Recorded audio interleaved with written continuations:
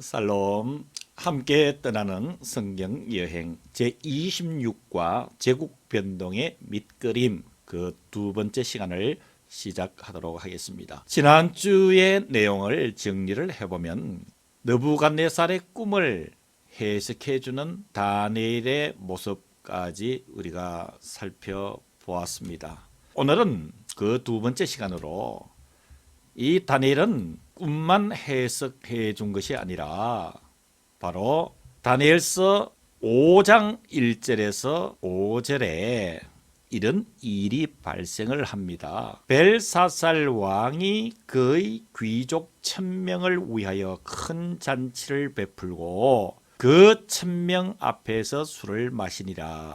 벨사살이 술을 마실 때에 명하여 그의 붙인 느부갓네살이 예루살렘 성전에서 탈취하여 온 금, 은 그릇을 가져오라고 명하였으니 그때에 사람의 손가락들이 나타나서 왕궁 촛대 맞은편 석회벽에 글자를 쓰는데 왕이 그 글자 쓰는 손가락을 본지라 라고 기록하고 있습니다. 즉 이 말씀의 의미는 바벨론의 느부갓네살에 이어서 왕이 된 벨사살이 귀족들을 모아서 큰 잔치를 베풀고 있을 때에 왕궁 벽에 손이 나타나서 글자를 쓰는데 이것이 너무 궁금했던 것입니다. 그때 이 손가락이 쓴 글자가 무엇이고 그 의미가 무엇인지 다니엘을 통해서 하나님은 해석해 주는 내용입니다. 이 벽에 나타나는 글씨는 메네 메네 데겔 우바르신이라는 글자였습니다. 즉 이 글자의 의미는 바벨론 제국 마지막 날 눈금을 확인하겠다. 자, 이제 설명을 여러분 한번 살펴보시기를 바랍니다. 이 글자의 단어를 보면은 메네 메네, 즉 메네는 숫자를 셈하다라는 뜻입니다. 데겔은 무게를 재다라는 뜻이고요. 바르신은 나눈다라는 뜻을 가지고 있습니다. 여기에 끝 단어에 바르신 앞에 우라는 단어가 있지요. 이 우는 연결사입니다. 즉 그러므로 혹은 그래서라는 뜻입니다. 그러므로 이 말을 해석해 보면은 세어보고 재보았다. 그 결과 부족하여 나눈다라는 뜻입니다. 이 단어 전체의 뜻을 재해석을 하면은 하나님께서 벨사살 왕의 통치의 날을 세워서 종말을 정하셨고 벨사살을 하나님의 저울에 달아보니 무게가 모자라 그가 통치하는 나라를 둘로 나누신다라고 하는 뜻입니다. 이 벽에 나타난 글자는 결국은 하나님이 이 벨사살을 저울에 달아보니까 양이 차지 않았다. 그래서 이 나라를 둘로 나누겠다. 그대로 이루어지지요. 이 바벨론은 메대와 바사 두 나라로 나누어지게 되는 것이죠. 다음에는 또 환상이 이어지는데 내 짐승에 대한 묘사입니다. 먼저 우리가 살펴봐야 될 것은 이 다니엘은 바벨론과 페르시아 제국의 행정가였습니다. 정치가였다라는 것이지요.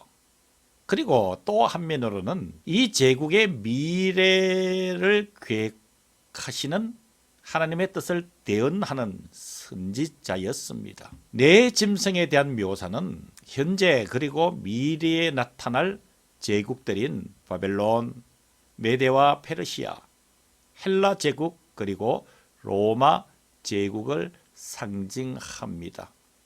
다니엘의 환상들을 통해서 세상 역사의 흥망성쇠 그 모든 과정도 결국 하나님의 주권에 의해서 경영되는 것을 알 수가 있습니다. 참고로 이 네 짐승에 대한 환상은 그 네 짐승 독수리 날개를 가진 사자, 곰, 표범 그리고 10뿔이 달린 짐승, 이렇게 네 짐승에 대한 환상, 그 내용을 이야기를 하고 있습니다. 이 환상을 본 다니엘은 다니엘서 7장 15절에 의하면 나 다니엘이 중심에 근심하며 내 머릿속의 환상이 나를 번민하게 한지라 라고 고백할 정도로 아주 엄중한 하나님께서 보여주신 네 짐승에 대한 환상이라. 이 내용은 다니엘서 7장 이후를 보시면은 자세히 설명하고 있으니까 그 성경을 참고하시면 좋을 듯합니다. 이어지는 내용은 여러분들이 잘 아실 수 있는 페르시아 제국에서의 다니엘의 모습 중에 사자 굴 속의 다니엘을 우리가 살펴봐야 됩니다. 이 다니엘은 하나님께서 주신 영성과 그리고 사회성을 두루 겸비한 사람이었습니다. 다니엘이 사자 굴 속에 들어가게 된 모든 과정들을 살펴보면 이렇습니다. 다니엘서 6장 1절에서 3절에 의하면 다리오가 자기의 뜻대로 고관 120명을 세워 전국을 통치하게 하고 또 그들 위에 총리 셋을 두었으니 다니엘이 그 중에 하나이라. 이는 고관들로 총리에게 자기의 직무를 보고하게 하여 왕에게 손해가 없게 하려 함이었더라. 다니엘은 마음이 민첩하여 총리들과 고관들 위에 뛰어남으로 왕이 그를 세워 전국을 다스리게 하고자 한지라. 느부갓네살, 벨사살, 다리오로 이어지는 그 통치 하에서 바로 이 다니엘은 중요한 행정가로 사용되고 있다는 것을 알 수가 있습니다. 다니엘 6장 4절에 보면 이에 총리들과 고관들이 국사에 대하여 다니엘을 고발할 근거를 찾고자 하였으나 아무 근거, 아무 허물도 찾지 못하였으니 이는 그가 충성되어 아무 그릇됨이 없고 아무 허물도 없음이었더라. 주변 고관들이 다니엘에 대해서 시기와 질투를 한 것이지요. 그래서 다리오 왕을 설득을 해서 누구든지 이 나라에서 왕 외에 다른 신을 섬기는 자는 사자굴에 집어 넣을 것이다 라는 조서를 받아서 의인을 찍게 되는 거지요. 이에 대해서 다니엘 6장 10절에 보면은 다니엘이 이 조서에 왕의 도장이 찍힌 것을 알고도 자기 집에 돌아가서는 윗방에 올라가 예루살렘으로 향한 창문을 열고 전에 하던 대로 하루 3번씩 무릎을 꿇고 기도하며 거의 하나님께 감사하였더라.